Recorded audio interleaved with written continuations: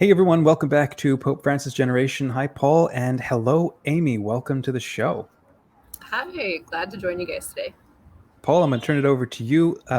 Introduce Aimee, if you will, and the topic of today's conversation. Yeah, Aimee is the founder of one of the pro-life organizations that I admire the most, and I've been following her for several years. Her organization is Rehumanize International, and she has a new book under the same title, Rehumanize, and we're going to be talking with her today about a consistent life ethic, and it's going to be great. Fantastic. Aimee, we'll get to all that in just a second. So hello again, and welcome to Pope Francis Generation. It's the show for Catholics struggling with the Church's teaching, who feel they might not belong in the Church anymore, and who still hunger for a God of love and goodness. Your hosts are me, Paul Fahey, a professional catechist. And I'm Dominic, someone who needs catechesis. Together, we're taking our own look at the Catholic Church, her teachings and her practices from three views that changed our world. And those are the Kerygma, the doctrine of theosis, and the teachings of Pope Francis. Together with you, we're the Pope Francis Generation. All right, over to you, Paul and Aimee, and let's dig in. Yeah, so Aimee is the founder of Rehumanize International, a non-partisan secular organization dedicated to bringing an end to all aggressive violence against human beings through education, discourse, and action. For this world-changing work, Aimee Murphy has been featured in news media outlets such as MSNBC, Maria Claire, Cosmopolitan, the New York Times, the Washington Post, Vice News, and many more. She is also the author of Rehumanize, a vision to secure human rights for all. And she's currently on tour for this book as well. Yeah, it's excellent. We're today in Columbus, Ohio. Our event is at 5:30 tonight, but we got into town early so that I could connect and do this with y'all. Thank you. And you're outside of a Panera. I am. Yeah, future is now. We're just doing a live stream from a Panera. I mean, I wrote most of the book from Panera's in the Pittsburgh region, so it fits. Right on brand. Yeah. So this is life. Yeah, I'm super excited to be able to speak with you. I've been doing, to more or less of a degree, more when I was a student, pro-life advocacy my entire adult life. I mean, my parents were involved in setting up Right to Life booths at local fairs, running the Right to Life float in local parades, helping run a local pregnancy center. Like, I grew up in that environment and took that with me to college. But especially since 2016, I've become more and more frustrated and disillusioned with kind of the mainstream pro-life movement. But as I said at the beginning, you're one of the few pro-life leaders who I really respect and have followed your work for several years. So yeah, to start the conversation, introduce yourself a little bit and what got you into pro-life advocacy work. Yeah, so gosh, it was probably about 17 or so years ago. I had been in an on-again, off-again relationship with several people. I was in the process of trying to sort out my sexual orientation, and I ended up in one relationship in particular that was super toxic. And looking back on it now, I can see how abusive this guy was. Because I grew up in California, where it was just like a given that, like, if you cared about human rights, you were going to be a feminist, and if you were a feminist, you were going to be pro-choice. And so I was this adorable little. I was still 5'9.5". Like, I was super tall, but this little, like, queer, liberal, feminist atheist trying to figure out what I believed in and trying to figure out my life. And honestly, like, looking for, this affirmation, this love, this community. And I ended up really being taken advantage of by a guy who's a year older than me. So after I told him that I didn't want to sleep with him anymore, he broke up with me. So we know what he was after, right? And about a month later, he called me on Valentine's Day and he was like, I'm so lonely. I'm delivering flowers for a flower shop and I'm so lonely. Woe is me, you know, the whole bit. And being the generous and kind person that I was, and I hope I still am, I told him, hey, you know, I don't want you to be sad and lonely like on Valentine's Day. If you want to come over and talk, we can sit on the front porch and talk. But my parents aren't home, so, you know, like, you aren't allowed in the house, because my parents had a very strict, like, no members of the opposite sex in the house rule at the time, when they weren't home. And he took advantage of that. And when he got to our house, he raped me.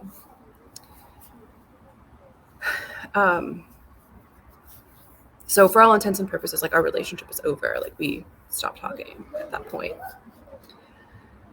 A couple months goes by and I haven't had a period. So I'm panicking, like, freaking out. Of course, like, abortion is the only thing that's on my mind. At the time, it was something that I was comfortable with. And the only friend who was still talking to me at the time, because I had tried to tell my whole circle of friends, like, hey, this guy isn't safe. He violated me. Like, he hurt me. And they were like, no, Aimee, he wouldn't do that. Like, he's a good guy. You're just a slut. Like, it's you. And so the only friend who was still talking to me at the time was like, Aimee, you should just call Planned Parenthood. Like, you know, like, you can just make an appointment and get an abortion. And honestly, like, I was heavily considering it, but was trying to figure out how I could possibly hide it from my parents, who had raised me in the Catholic faith, but, like, never talked about sex or pro-life stuff, or, like, anything related to sex at all. So it just, like, wasn't a topic we talked about in the house. And word got through the high school grapevine, the rumor mill, as it does, that I thought I was pregnant. And it got back to him. And he came and pulled me out of class one day. And he told me, he's like, Aimee, you need to get an abortion. Like, I'll drive you and I'll pay for it, but you need to get it taken care of. And I asked him why it mattered to him, because, like, we weren't in contact anymore. And he was like, well, I just don't want my mom to find out about what happened. And then he said to me, Aimee, I'm thinking that if you don't get an abortion, I might kill you. And literally, like, in that moment, something clicked, like a switch just went off in my mind, where I realized that what he was telling me was, you're an inconvenience to me and you're an inconvenience to my future, therefore I'm going to kill you. And I just realized that I didn't want to be like him, that he had used this, you know, like, this cycle of violence, this oppression against me as a vulnerable young woman, and that I couldn't use violence, that I couldn't pass on trauma to someone else who was vulnerable. And, like, even though I had taken 9th grade biology, like, he was actually in my bio class. Like, even though I had taken that class, and, like, I could tell you, like, when sperm and egg of the same mammalian species fuse at the moment of fertilization, they create a new living and distinct member of that species. Like, I could have told you that. I could have rattled it off. I honestly just don't think that I cared until my own life was threatened. And so in that moment, I just felt this radical solidarity with preborn children and with all victims of violence. And I just knew that violence couldn't be the answer to crisis, that I had to embrace this philosophy of nonviolence. And granted, like, I didn't have like these big fancy words for it. I was 16 years old and my brain was just like, killing humans bad. Like, harming humans intentionally is wrong. That was more or less like what I could have told you. I also probably could have told you that I very begrudgingly would then have called myself pro-life, because I knew that it would demolish my social standing, like, even more than everything that had already happened. But I just became so unsettled by this whole experience that, honest to goodness, like, I made it my goal to go unsettle the rest of the world, because to be comfortable in a culture that has violence so deeply embedded within it, you know, at all levels of society, whether interpersonal or like government down, like, to be comfortable in a culture that is so steeped in violence is to be complicit, is you know, just to be complacent in the face of these violations of human dignity. So, you know, as I grew and got older, I learned about the consistent life ethic and learned like that was the philosophy that, you know, I was embracing at 16 years old, but didn't have words for. And I got involved with a consistent life ethic club at my university, which was very diverse and just a really excellent, I think, introduction for me to pro-life activism as a whole. And then when I graduated college, I was like, I can't be done doing this work. It's so important to me. And, you know, I was working the front office of an urgent care clinic. And I was like, okay, this is nice that I get to like serve people in my community in this way, but like, this is not what I'm passionate about. So I was in a Facebook group for like LGBT pro-lifers, and I remember like typing in like, I'm interested in starting a consistent life ethic thing. I don't know if it'll be a magazine or a conference. Is anyone else interested? And one person responded, Nick Neal, the other co-founder of what was at the time Life Matters Journal.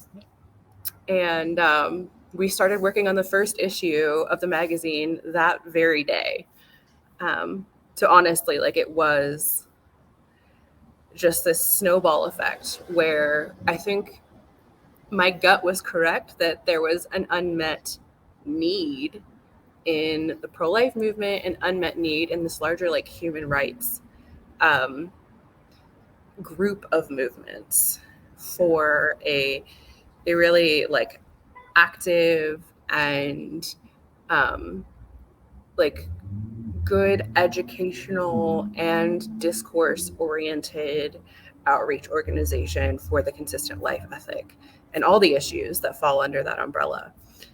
So yeah, it's been an excellent journey. Writing the book was really like one of my like 10-year goals for the organization, and it got done. So that's you know, something that I'm profoundly grateful for. Aimee, thank you so much for sharing that story. You used a couple of different words that I don't often hear in the vocabulary of the pro-life movement. You emphasized violence, and then at one point you used the word solidarity. And you know, like in Catholic social teaching, there's this idea of structures of sin. That like sin isn't just an isolated thing; it like begets more and more sin, like violence. Like violence begets more violence and begets more violence. And the antidote to that, the church says, is solidarity, where instead of structures of violence, you create structures of justice. And something that's really difficult about pro-life advocacy, anti-abortion advocacy is, at least for me, it's difficult to have or to feel solidarity with unborn children. Like it's easier to feel solidarity with the homeless person on the street that you can sit next to and have have a sandwich with. It's easier to feel solidarity with. I mean, for me, I think of like 6-7 years ago when the Syrian refugee crisis was going on, and there's the picture of the young boy in the red shirt lying on the beach. And he was the same age as my own son. And like, I felt solidarity. I was like, this is someone's child, right? It seems to me that that's harder to do when it's advocacy and work for the unborn, which makes this issue, I think, more difficult. Is that something you can speak into? Yeah, I think this is the issue with creating solidarity or empathy in general is how well can we know the life of this individual? How similar are they to us at this point? And the thing is, like, people who don't have toddlers, right, they might not have experienced the same solidarity that you felt, Paul, about that image of the Syrian child. People who don't have elderly or disabled family members aren't necessarily going to have solidarity with people who are experiencing disability. One thing that I try to recall to everyone when I'm doing talks specifically like on pro-life issues is that every single one of us, like every single person that you know or will ever know, was at one point an embryo, was at one point a fetus. And that's like almost wild to think about, that like, oh, like at one point I was no bigger than the period at the end of a 12-point font sentence. That's like absurd in a way when you look at like how large I am now. Like I am now a much larger clump of cells than I was at that point, right? Yeah. I think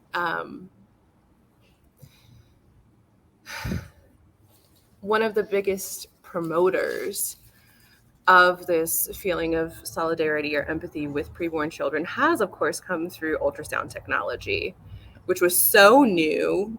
Even when I was an infant in the womb, the doctors are like, oh, this fetus is a boy. And I came out and my parents were like, no, she's not. So, and like now these days you're like this like 4D ultrasounds where, like it's so clear and you can like so easily see like the resemblances usually to their parents, which is so neat. And like, so many people these days have seen ultrasound images of their siblings or their cousins or nieces and nephews or children, that I hope that like through that experience that people will understand, like, this child has been themselves from the very beginning. There's no point at which they became themselves other than the moment of conception, right? And an interesting facet of this for me has been learning about the study of epigenetics and like how like cycles of trauma generations prior can cause like genetic ripple effects, I guess. And like just understanding that like prenatal development can be so impacted by these things. Like there are so many different facets of my life, right, that were almost like determined at fertilization or during prenatal development. And so like learning all these facts about prenatal development has been just like certainly very rehumanizing for me. There was actually like a National Geographic sponsored like documentary thing about like the journey of life in the womb. Yeah, with photography. Yes, and like videography, and it's so cool. I mean, like just the technology that has come to exist in recent history is so wild to me. And this is something that I think like when it comes to the death penalty, I think we've always been able to see like even people who have committed murder and these grotesque crimes, like they're obviously still human beings. But we didn't know about the just straight biology, like the biological fact that the human ovum existed until the 1800s. Yeah. Like it's so recent in human history that we even know all these facts. So like I try to definitely like have more grace about it and explain like, hey, I understand why historically different religious beliefs have held different ideas about when human life begins, because we didn't know. Like we didn't have the scientific equipment to understand these facts. It is only more recent that we understand that a human ovum exists, that like how fertilization works, how prenatal development functions, like when certain body parts begin to form and like that sort of thing. Like this is all so new to us. And so we don't have a culture built up that right. These are part of the foundation stones of how to think about these things. We're sort of retrofitting them, retconning them into things. Exactly. I think that's something that's, at least for me, something challenging about the consistent life ethic. So like Pope Francis teaches in Fratelli Tutti that every single human person has infinite value. And like full stop, let's stand there a minute and realize the implications of that. And the implications of that for me are, there are some groups of people I feel emotional solidarity with instinctively, like we've talked about. And there's some that I don't, maybe because of its lack of contact with them, or like with the preborn lack of understanding or scientific knowledge, or maybe it's even ingrained like prejudice that I have that I may not even be aware of. There's some groups of human beings I feel solidarity with and some that I don't. So this belief that every single human being has infinite value challenges me to say, even if I don't feel solidarity, I have to have solidarity, even if it's like, not selfishly, but the sense of like, if I believe that me and my own have value, then I have to believe everybody has value. Because if everyone doesn't have value, then nobody does. Which is something that Pope Francis got at in Fratelli Tutti when he talked about capital punishment. He has a line where he says, if we can respect the dignity of the worst of criminals, we have the capacity to respect the dignity of everybody. Which I found really profound, because in the pro-life movement, I've heard a lot, if we can't protect the life of the most innocent, we can't protect the life of anybody. And the Pope's taking that, and he's saying the same thing, but he's saying it in a way where like, no, we need to actually like, who do you not feel solidarity with? And do your work to recognize their value. Because if you can do that, you can choose to respect the value of everybody. Isn't that a more practical way? Maybe it's one way into it, but just a practical articulation of loving your enemies. Yeah. Well, especially for people who might not even think like, oh, I have an enemy, right? And it might not be like a malicious thing, right? It might just be a prejudice thing, where you're overlooking certain groups and just not considering them. Which isn't, like I said, it's not necessarily hateful or malicious. It can be just I don't know if I would say an ignorance, but it might be ignorance. No. It's just an exclusion. Yeah.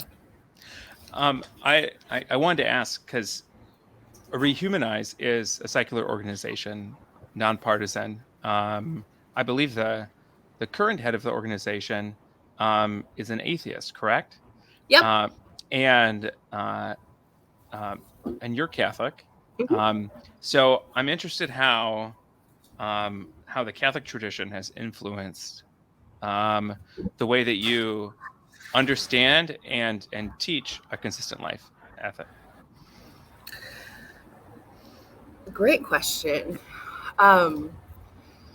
So when I started Rehumanize International, I wanted to make sure that it would be a radically inclusive organization, not only in terms of whose rights we were fighting for, but also who we're working with to achieve those goals. Because I wanted to make sure that it would be a place where I would have felt welcome as 16-year-old little queer liberal feminist atheist me.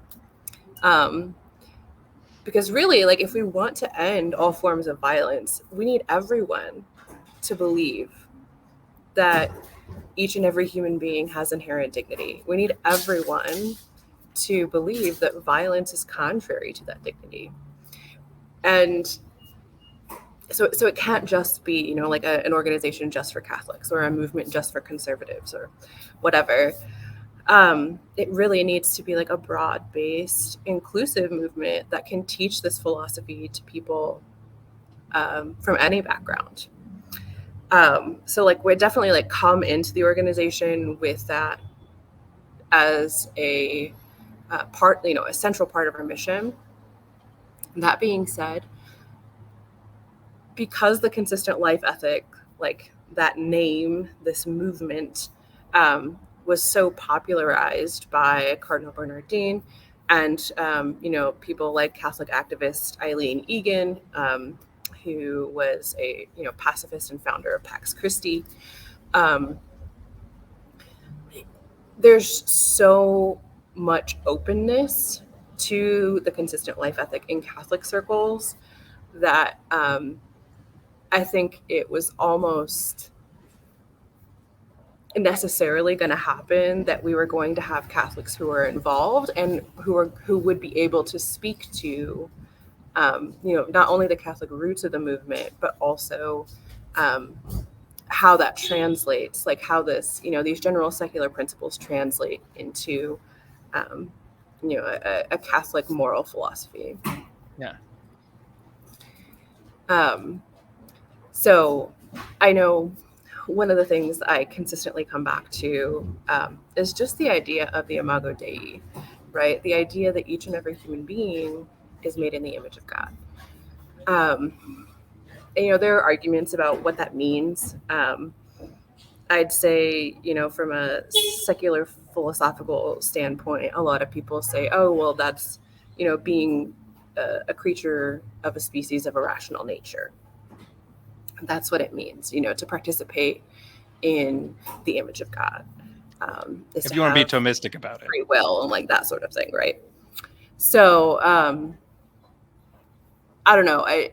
There are arguments to be made that it's just about the idea of having inherent dignity. Either way, I think this idea of the Imago Dei is something that has been easily translatable from this perspective into both realms. Making it secular, but also just bringing the beauty of it into Catholic circles and clarifying that one of the reasons that the consistent life ethic is so vital is because there's nothing that we can do as human beings to change our nature as made in the image of God. Yeah. That this is something that we carry with us regardless of how old we are or how innocent or guilty we are or how non-disabled or disabled we are or useful or useless or whatever, that this is a central part of our essence. It's not a consequence of circumstance.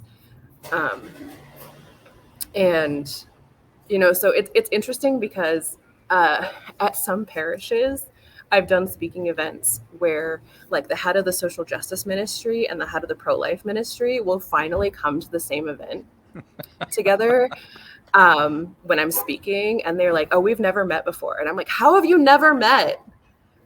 To me, they're one and the same, you know, that respecting life in all stages and all circumstances is a consequence or part and parcel of social justice. And that respecting life in the womb also necessitates caring about their parents and their families and them beyond birth. Yeah. So it's interesting to me, certainly, that unfortunately, like in at least in American parishes, I guess, that it's really seen as like two distinct movements that like don't intersect or don't interact. So I'm hoping, you know, like that through our consistent life ethic witness, that we can bring together these seemingly disparate sides that don't need to be disparate at all, and in fact, I think should be working together. Yeah, I think it's your experience lines up with my own a lot in you know, Catholic spheres in the United States. And I would say, from my perspective, it goes even further than, you know, the left social justice group and the right pro-life group not connecting, but actually, like, there's active animosity, and not even even beyond animosity, active dehumanization of each other, which is something that like in Catholic teaching, it's been emphasized since Vatican II, and that Pope Francis really captures on when he talks about capital punishment. He's like, there's nothing we can do, there's nothing I can do, there's nothing that can be done to me that reduces my value. That can't happen. But yet, in our rhetoric, like within the church on these issues, I see, you know, all sides, right, dehumanizing the other, where like where you just see rhetoric that says, if you vote this way, or if you believe this policy, or if you support this thing, like that's demonic, or that I mean, one example that comes to mind is I follow some of Father James Martin's work and the pastoral work he does with LGBTQ communities. And in some more traditional or more conservative circles in the church, you bring his name up, and it's like pure venom, where like he's like Satan incarnate. And I'm like, these are people who would call themselves pro-life. How can we use this rhetoric? Which brings me to, I think, me working out some of my own personal things. So I have felt more and more alienated from the mainstream pro-life movement especially since the 2016 election, and just the way that I saw so many pro-lifers with platforms not just like hold their nose and vote for, but like publicly defend and like cheer for someone who used some of the most dehumanizing rhetoric I've ever heard, right? And then, you know, in 2020, this pandemic happens, and I see pro-lifers, I see Catholics, I see people who, like, again, pro-life leaders, but also people who like volunteer at the crisis pregnancy center every month, use slogans like "my body, my choice" in order to you know, try and get out of using vaccines, taking vaccines, or using masks. And it makes me not want to be a part of that group, to be entirely honest. It makes me want to disassociate myself with that group as much as possible. But at the same time, I also believe that unborn human beings have infinite value. So help me navigate this tension. How do you navigate that tension? I know I'm not the only person in this place. How do we do that? Give me all the answers. Yeah, no, I mean, it is truly a challenge, I think, in our very politically polarized day and age to be ethically consistent about human life, about human rights. And this is something that I wrestle with a lot. But I see it on both left and right. I definitely have seen it in my family members on both sides of the political spectrum, where the rhetoric is so, I'm going to say deadly. I don't necessarily mean that it's like actually like taking lives or killing people, but like it is so harmful to our own spirits if we use it. It's harmful to community and relationship. It's harmful to our politics. It's harmful to like the culture that we live in. And sometimes I'm just gonna say it, like sometimes that rhetoric precipitates harm. If that's dehumanization of people of color or children in the womb or disabled people or whatever, like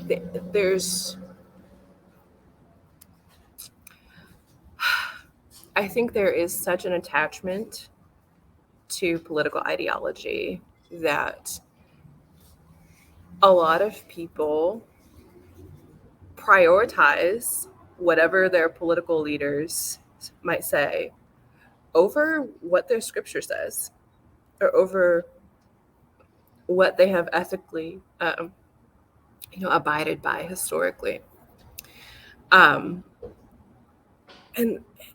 I don't know if it should be as alarming to me as it is, but I find it pretty alarming.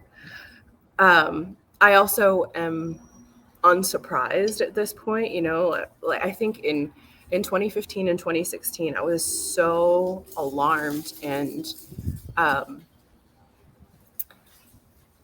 so tense, like internally about the rise of Donald Trump. And, I did everything that I could in my small power to try to speak out against it. I signed on to a letter that Susan B. Anthony List started that was, from a bunch of women leaders, women pro-life leaders who were saying, like, we will not vote for Donald Trump. We will not support him, for X, Y, and Z reasons. And I was like, yes, I need to sign on to this. Like, the fact that a sexual predator is running for president of the United States is not acceptable. Like, there are a lot of Republicans with whom I disagree on a lot of policy things. But like the level of dehumanization that Donald Trump was just consistently like coming back to in his rhetoric was so, it's so toxic that it's pervaded and it's seeped in now 6 years later. There are a lot of people that are worried that it's something that's not going to go away, that that sort of like, potentially like neo-fascism is here and we're going to have to fight it, literally. I struggle a lot about whether or how to stay involved with like the mainstream pro-life movement. I think a lot of our presence in the pro-life movement has been calling in a way that it is, like we're present in other social justice movements as well, where, we're saying like, yes, we're here to stand with you and fight for the rights of this group of humans. But like, I also challenge this group to be more consistent in their support of, for example, the right to life.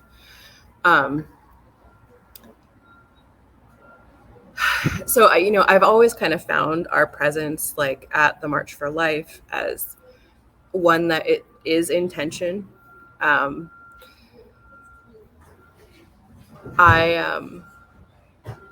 I remember saying years ago to my spiritual director that I was having a lot of angst about being like in both pro-life and feminist spheres and feeling uncomfortable in both. And he was like, well, that's the nature of being a bridge, isn't it? Like, to be in tension. And I got so angry because like it was so accurate. But it also sucks. Right. Like I was like, oh yeah, I did take statics in college. Yeah, like the whole reason that a bridge functions is through like literal tension. I'm mad that you know that. Like, I'm mad that you're using that against me.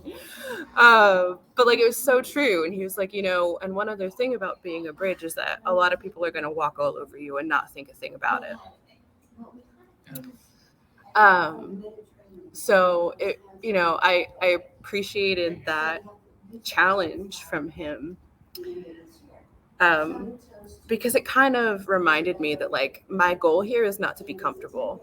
And in fact, if I want to make effective change, I will almost necessarily be uncomfortable because I'll be calling people in on both sides and, asking them to be better versions of themselves, asking them to be more consistent, to be more compassionate, or, like more committed to social justice, etc. And so that's going to be a necessary place of uncomfortability. Yeah. But it's something that like I think our modern culture doesn't know how to be uncomfortable very well. So I don't know. I guess my only real answer to this question is like learn how to be uncomfortable, because it's gonna continue to be hard to be committed to our ethics in a world that is unfortunately so steeped in this dehumanizing rhetoric. So we have to learn the art of being uncomfortable. Yeah. Yeah, that resonates with my own experience a lot, where for years as an adult, I felt very at home in the pro-life movement, in the conservative world, in the conservative Catholic world. And now I have felt homeless for years. And at first I was like, this homelessness sucks. And just like wanting to find a little place where I felt at home. And then more recently, coming to terms, I think, as you described, like being a bridge means not being on either side either, right? Like not really having a home. This reminds me that like in I'll say the last couple of years, I was doing Advent readings. And of course, the one that really just like punched me in the gut was, the foxes have holes and the birds of the air have nests, but the Son of Man has nowhere to lay his head. And what that spoke to me of was that to truly embrace this seamless garment of life, of human dignity, if you will, to be that ethically consistent, to be that challenging and uncomfortable for people who are more tied to their ideology, is almost necessarily to be homeless, because people don't like being uncomfortable. They don't like being told that, something that they're embracing or stumping for is morally wrong. Yeah. That's so I part of me is like, well, maybe I need to feel uncomfortable and I need to feel like I don't have a political home, because if I do, is that a sign that I'm compromising, or is it a sign that I am neglecting something? I don't know if that's like necessarily accurate. But I think in this day and age and in this context, it is. Yeah. I think something else I see in my small circles of people who feel homeless and uncomfortable, there's also the temptation to grow bitter and to define yourself as the one who's in opposition, and to lose the grasp of like, what am I fighting for, or what am I for, and then kind of falling back on this, like I'm just like mad at everybody else and I'm not them. Do you experience that temptation, and how do you move past that or through that?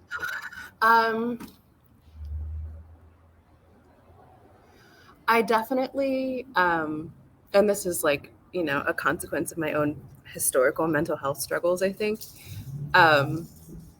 I find a temptation to despair a lot more than to be like angry or bitter. Though I do feel, a temptation to that from time to time. But much more often, I definitely feel a temptation to throw my hands up and be like, well, nothing that I'm doing is making a difference anyway. I don't know why I'm exhausting myself to do this.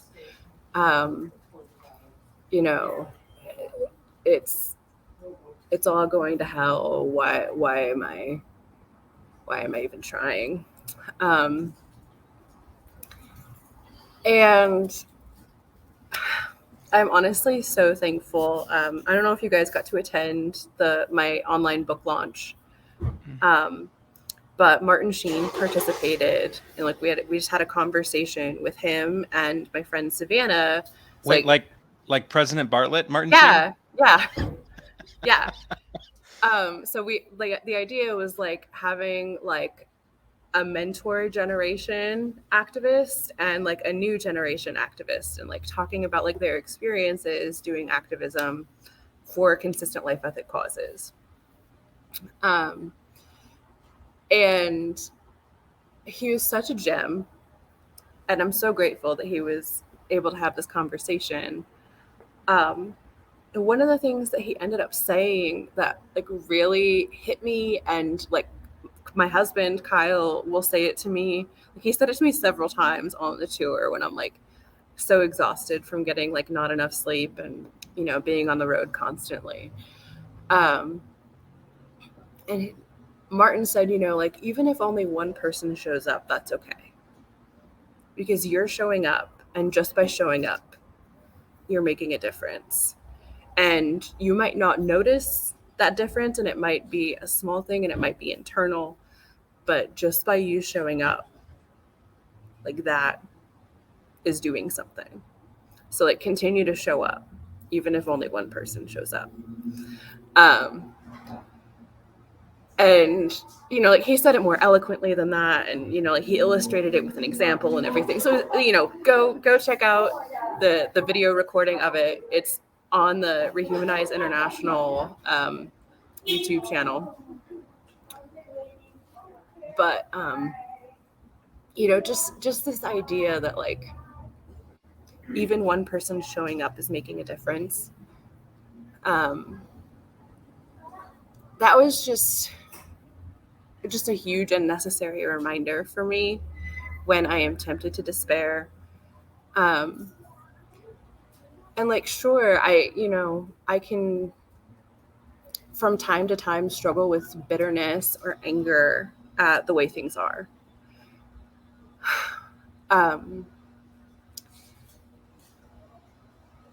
But I think one of the reasons why I don't like existing in that space is because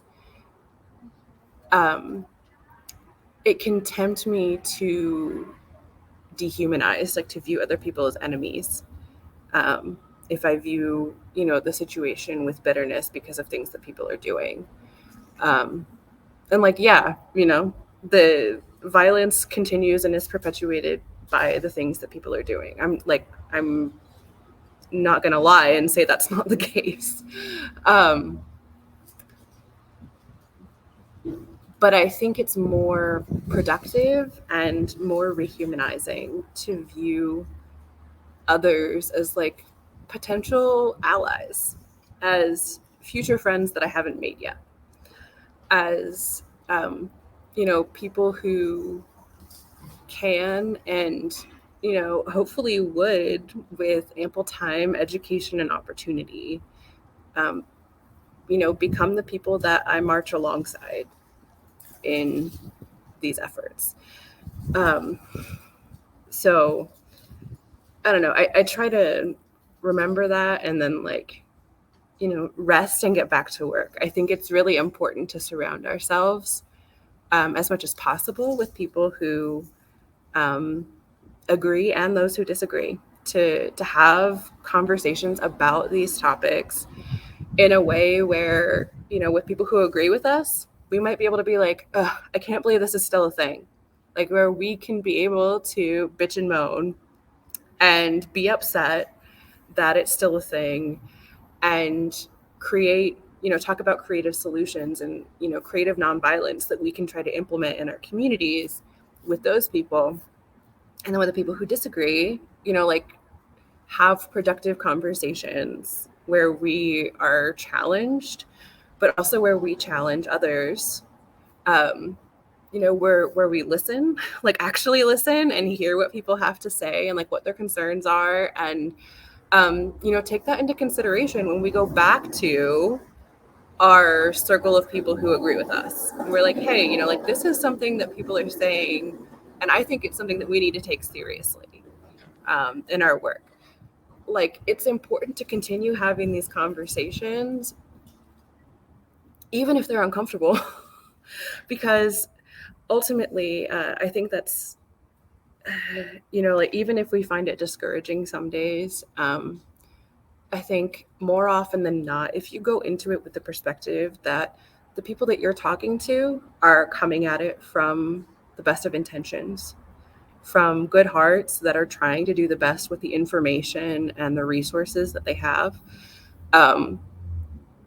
that you can find common ground and you can build relationships and also challenge people in a way that is like gentle and humble, but still like principled, Yeah, I think that's the profound effectiveness of the phrase you used was creative nonviolence, which is, so when I hear that, I think of like Martin Luther King and like nonviolent protest. But there's something about that, I believe, that's deeper, almost like an internal virtue of like refusing that.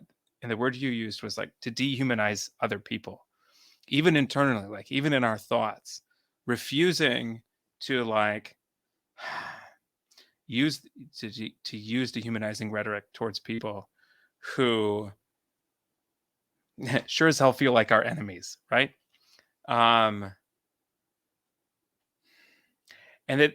but having that disposition, having that virtue, I've found, at least, I go into a situation with people who I think are my enemies, and I'm able to come in with a vulnerability, and I'm able to come in and share my story, and that's all I have to do. And that in itself can burden their conscience, right? Because it's not a threat. I'm just coming with myself and with reality, with a disposition of nonviolence. Yeah. This conversation has been fantastic. Thank you so much. To wrap up, tell us about where can we find your book? How can we support your work? What's going on with you? Yeah, so I currently am on the second big loop of my book tour. It's been all over the country, all out west so far. This trip we're going down south next. So you can find out more about the book tour and upcoming stops at rehumanizeintel.org/book-tour-2022. There's a link to buy the book there on that page for only $22. It's normally $24.95 MSRP. So we're selling it at a discount on the Rehumanize website.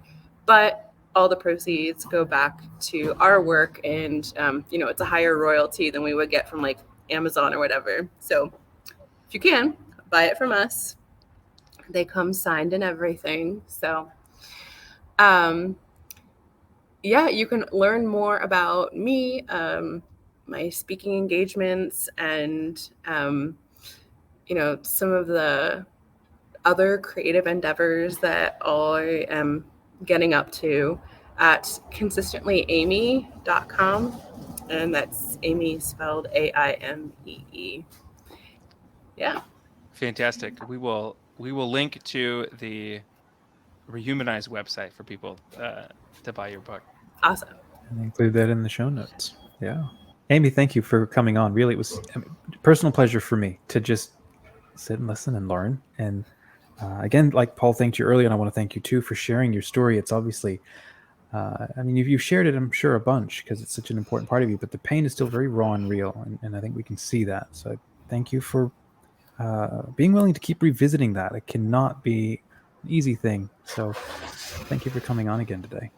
Thank you for having me. Thank you for listening and holding my story with respect and gentleness. I appreciate it. Thank you. Well, we will. We do want to take a moment to thank our sponsor. Paul, before we do that, is there anything else we want to end with? Otherwise, I will be thanking them too. No, go for it, Dominic. Alrighty, so Select to Give sponsored a full year of Pope Francis Generation, so please do check them out at selectinternationaltours.com. Here's what they have to say. More Catholic leaders choose Select International Tours than any other pilgrimage company with 35 years of award-winning travel planning. They have a track record of excellence and faithfulness, and they're a small company with a big heart because every one of their pilgrimage trips helps to support and fund their 501c3 charity work, helping Christian families to thrive in the Holy Land. So if you're ready to travel or if you're looking to lead a group of your own, take the next step on your pilgrimage journey and visit selectinternationaltours.com. We also do want to thank Smart Catholics, which is the show or the community that's bringing to you this series. If you're liking this video, please do hit the like button. It helps more people to hear Aimee's message. Smart Catholics is the online community for Catholic millennials, creators, and learners who want faithful conversations that are unafraid of doubts and questions. If that sounds like you, come and check us out on smartcatholics.com. And we're free of trolls and ads and toxicity. Paul, if our friends have a question or some feedback about this show, where can they go? Yeah, you can go to popefrancisgeneration.com. That's my own project, the host for this podcast, as well as my writings and other projects there. So you can contact me through there. You can also support me there. Your support is how I do all of the projects that I work on. So it's much appreciated. That's popefrancisgeneration.com. That's right. And paid subscribers to Pope Francis Generation get to watch each episode before everybody else. And there's also the option for private Q&As, and you can even pitch ideas for shows later on in this season. Thanks again, Aimee. Thanks again, Paul and friends. Until next time, say a short prayer for yourself and for us. And remember, don't be afraid to ask questions. Doubts can be a sign that we want to know God better and more deeply. God bless you.